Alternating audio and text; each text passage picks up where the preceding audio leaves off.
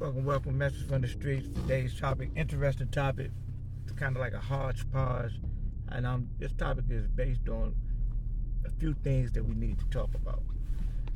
Now, recently I made a video about the demonstration of the parents that set children up for failure, and it was just on my mind and my heart this morning to speak on it again because some parents are doing some really, really wicked things.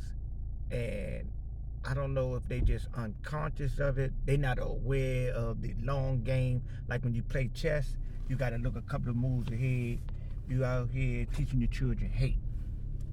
Mostly Europeans, Caucasians do that. But we do have some so-called melanated people that do the same thing. And if the shoe fits, lace it up. If you're teaching your children hate, you are setting your children up for a rough experience in life. They're going to be angry because anger and resentment and disdainment is related to the frequency of hate. And that hate that you're teaching them is inside of them. And you know what? No matter how much they may look at another ethnic group or another gender or another, whatever the case may be, and they're looking at it through the eyes of hate, the parent that taught that child, that has set that child up for a ride on a merry-go-round in their thought process, because you can't go but so far in it. And if you do get to an acme or a pinnacle in that teachings of hate, it's going to be disastrous at the end. Maybe you'll do a mass shooting. Maybe you'll commit suicide. Something not good going to come from that hate. On another realm of this topic, things we need to talk about, and that is things that need to be taught in the school system or the institution or the indoctrination center. I made a video a while back and was saying how I felt that, algebra is useless unless people choose to take that course. We could be learning other things, real estate, credit, things of that nature. But something came up in my mind.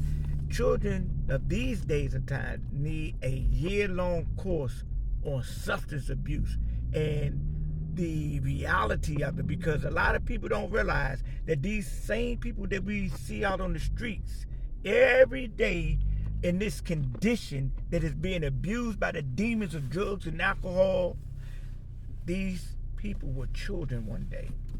They were on the playground. They was running around in the school system, never thinking that they were going to be the one that would be the neighborhood drunk, the neighborhood beggar, the neighborhood homeless person, or even, move to a different state and sleeping outside. Nobody thought that was going to be them. And a lot of times, not every time, but a lot of times, drugs and alcohol abuse leads up to these situations and conditions. Because what ended up happening is that people burn their bridges and they continue to push the envelope.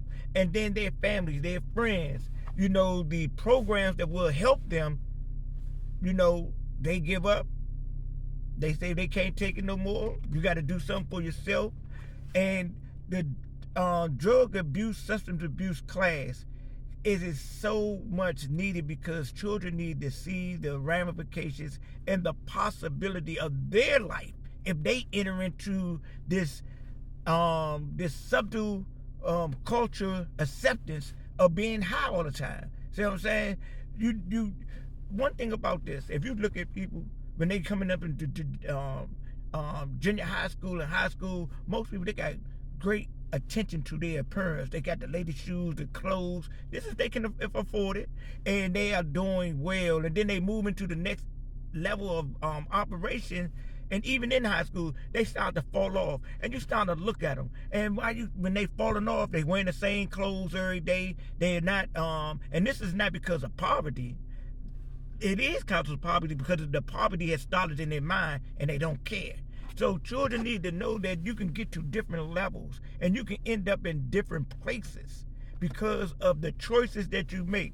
And just as some people made those choices to venture off, to experiment, and got caught up and be a lifelong test rat or lab rat in the experimental world of drugs and alcohol, it doesn't have to be. You got to make a decision and a choice. And also, I think the children should be taught about recovery in school, because you give them the tools in case they fall off, that they can get back on, so they can know that this is not the end of the road, that they don't have to go out here and start robbing and stealing and killing to try to survive, that there's other ways. There are programs that you can get assistance, you can call hotlines, all this. I know they teach kids about the suicide hotline.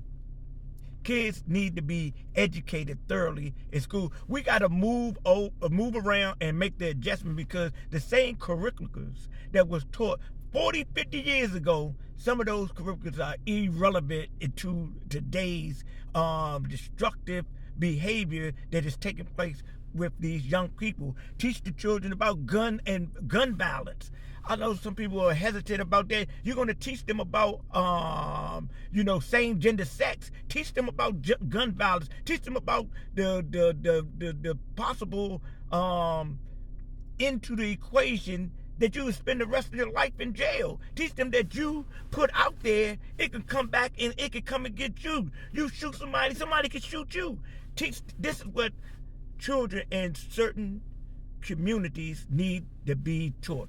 If you living out there in the high ritzy parts of the world and things like that, and you got it, go silver spoon, gold spoon, platinum spoon in your mouth, maybe you don't need that. But the youngins that's in the gutter, that's in the hoods, in the urban neighborhoods, they need to be taught a different way, because this is where it starts at. You can't wait until they get past their teens to start telling them, oh, drugs is bad, cigarettes is bad, alcohol is bad.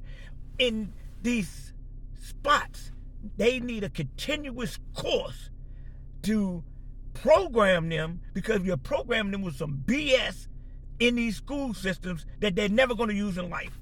We need life skills taught to these young people in junior high school and then retaught in high school. This is give them a fighting chance. I know some people like, oh no, this is a waste of time. This is, woo, woo, woo.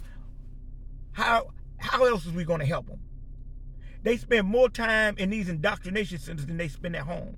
Parents go to work, they come home, they cook, they clean, they do that, they tired. Some parents do make that extra effort to try to communicate with their kids. But one thing about children, sometimes the parents, they be coming from a perspective of their youth, and the children of the day can't relate to it. So when they be in these schools and people that come up that have the tools and the state of mind and consciousness to communicate with them on their level, know some of their slang, all that, being abreast on what's going on, this can actually help these children. But you know what? The public school system don't care. And the public school system don't care. We know that. That's a given. But it's when the parents don't care.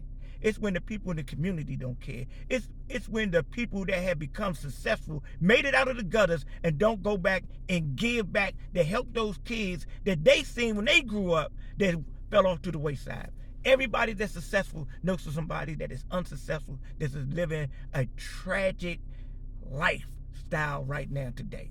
Ladies and gentlemen, this is just my point of view. Again, we must help one another. We got to help the children. The children are the future. We know this. But what are we doing about it? We waiting for the government? What good has that done? Look around us. These kids are insane. The government want to adopt them to be Democrats and Republicans, or don't even care, as long as they can work. They don't care about them elevating in their minds mentally and spiritually. Only thing they want to do is the benefit of the taxation of the children to come. We're in a sad state of affairs. And if we, the people, don't assist the people will sink and drown in the quicksand of time. I bring you this message in love. I leave you this message in peace. Oneness.